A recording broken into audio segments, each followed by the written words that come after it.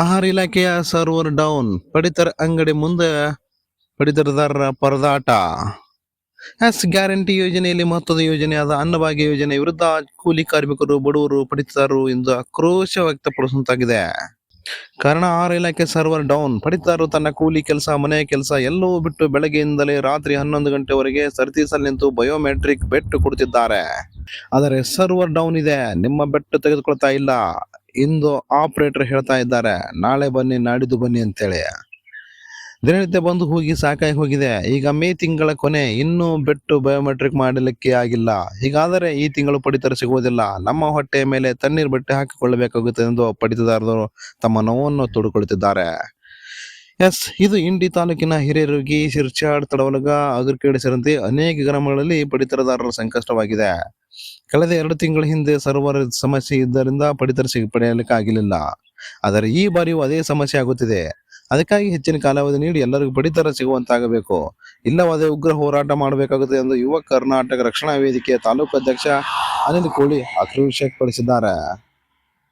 ನಮಸ್ಕಾರ ಎಲ್ಲರಿಗೂ.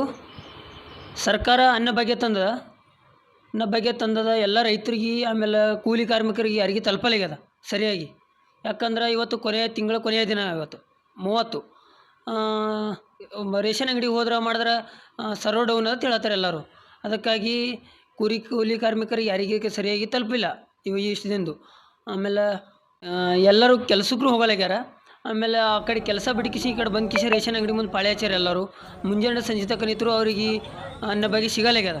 ಕಾರಣ ಅಲ್ಲಿ ರೇಷನ್ ಅಂಗಡಿಯವರು ಸರ್ವರ್ ಪ್ರಾಬ್ಲಮ್ ಅದು ಪ್ರಾಬ್ಲಮ್ ಅಂತ ಹೇಳ್ತಾರೆ. ಇವತ್ತಂತೂ ತಿಂಗಳು ಕೊನೆಯ ದಿನ, ಇವತ್ತು 30. ಇವತ್ತು ಎಲ್ಲೊಬ್ರಿಗೆ ತಲುಪಿಲ್ಲ.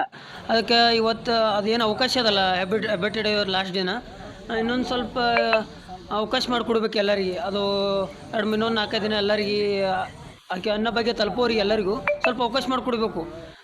ನಾ ಕರ್ನಾಟಕ ಯುವ ರಕ್ಷಣಾ ವೇದಿಕೆ ತಾಲೂಕು ಅಧ್ಯಕ್ಷ ಅನಿಲ್ ಕೋಳಿ ಅಂತ ಮಾತಾಡ್ತಾ ಇರೋದು. ಸುನಿಲ್ MS ಬಣ ನಮ್ಮದು.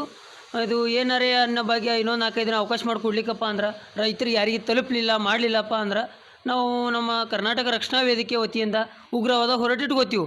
ಎಲ್ಲ ಇದಕ್ಕೆ ಸಂಬಂಧಪಟ್ಟಂತೆ ಎಲ್ಲ ಅಧಿಕಾರಿಗಳು ಹೇಳೋದಿಷ್ಟೇ, ಇದೇನದಲ್ಲ ಅನ್ನ ಭಾಗ್ಯ ಎಲ್ಲರಿಗೆ ತಲುಪುವಂತ ಮಾಡಿಕೊಡ್ಬೇಕು.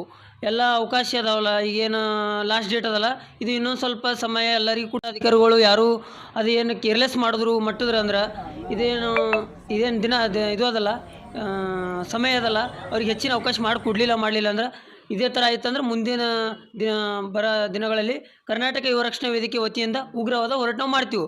ಎಲ್ಲ ಅಧಿಕಾರಿಗಳಿಗೆ ತಿಳಿಸೋದಿಷ್ಟೇ. ಯಾಕಂದ್ರೆ ನಮ್ಮಲ್ಲಿ ನಮ್ಮ ಕಡೆಯಿಂದ ಉಗ್ರವಾದ ಹೋರಾಟ ಮಾಡಲಾರ್ದಂಗೆ ಮಾಡಿರಿ. ದಯವಿಟ್ಟು ಎಲ್ಲರಿಗೆ ಅವಕಾಶ ಮಾಡಿಕೊಡ್ರಿ. ಇದು ನಾವಂತೂ ಎಲ್ಲ ಇದಕ್ಕೆ ಸಂಬಂಧಪಟ್ಟಂಥ ಅಧಿಕಾರಿಗಳಿಗೆ ನಾವು ಮನವಿ ಮಾಡಿ ಕೇಳ್ಕೊಳ್ತೇನೆ. ಸಾವಿರ ಸುದ್ದಿಗಳ ಅಬ್ಬರದಲ್ಲಿ ನಿಮ್ಮ ಧ್ವನಿ ಎಲ್ಲೋ ಕಳೆದು ಹೋಗಿದೆಯೇ? ಬರುತ್ತದೆ ವಾಯ್ಸ್ ಆಫ್ ಜನತಾ. ಜನಸಾಮಾನ್ಯರ ಪರವಾಗಿ ಧ್ವನಿ ಗೆತ್ತಲು ಸಿದ್ಧವಾಗಿರುವ ಡಿಜಿಟಲ್ ನ್ಯೂಸ್ ಚಾನೆಲ್. ಸ್ಥಳೀಯ ಸಮಸ್ಯೆ ಇರಲಿ ಅಥವಾ ಸರ್ಕಾರದ ನಿರ್ಧಾರವಿರಲಿ, ನೇರ ಮತ್ತು ನಿಖರ ಸುದ್ದಿ ಈಗ ನಿಮ್ಮ ಬೆರಳ ತುದಿಯಲ್ಲಿ.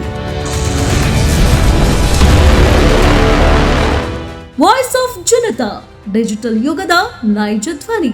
ಎಂದೇ ಸಬ್ಸ್ಕ್ರೈಬ್ ಮಾಡಿ, ನಿಮ್ಮ ಧ್ವನಿಗೆ ಶಕ್ತಿ ನೀಡಿ.